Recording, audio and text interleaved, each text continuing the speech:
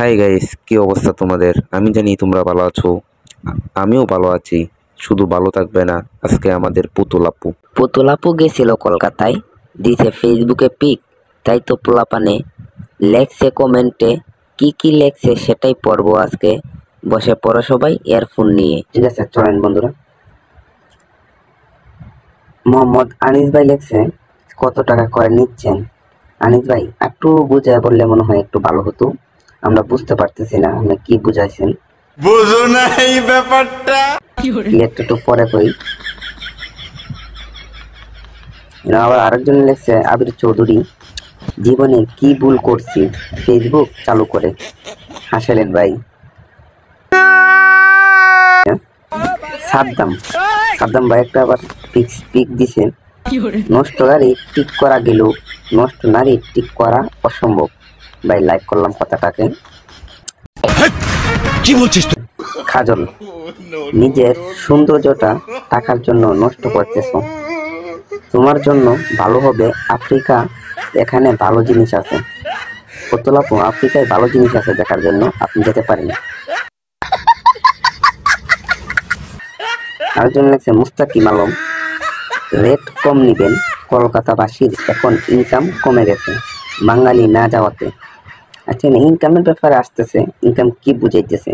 উনি কলকাতা গেছে ঘুরতে, আমরা জানি। আচ্ছা ঠিক আছে।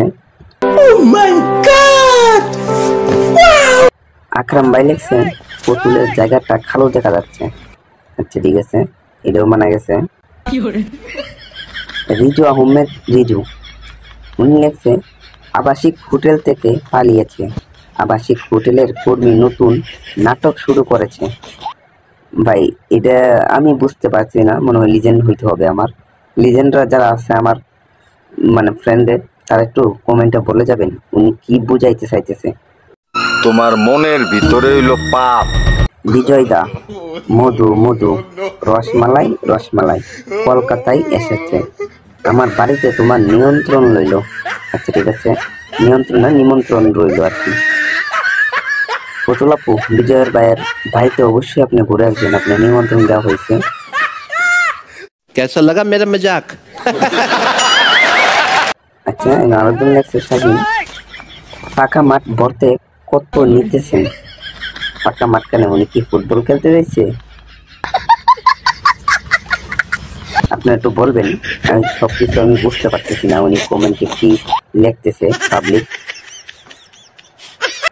বাপ রে বাপ, বড় ভাবের কথা কইতেছো দেখি। এরপরে আর কি কমেন্ট করছো সেটা আমি একটু বলবো। এভাবে সবকিছু দেখিয়ে পিক তোলাটা সব মেয়েরা পারে না, যারা পারে ওরা মরণেরও ভয় করে না। আচ্ছা, উনি মনে হয় ইসলামের কোনো কিছু উল্লেখ করছেন।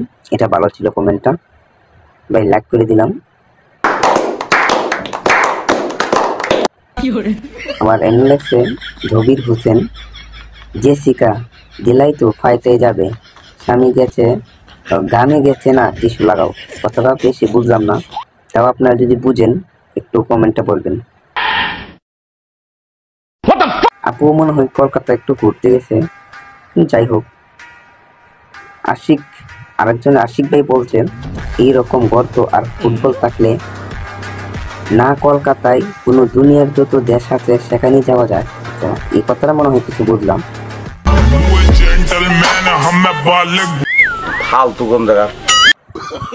SM আলো, সব নেতা তো কলকাতায় আছে, উনি সেইখানেই গেছে। এটা একটা হাস্যকর কথা। কলকাতায় শুধু মনে হয় আপাই গেছে, আর কেউ মনে হয় যায় নাই। যাই হোক, SM ভাই কথাটা ভালো লাগছে।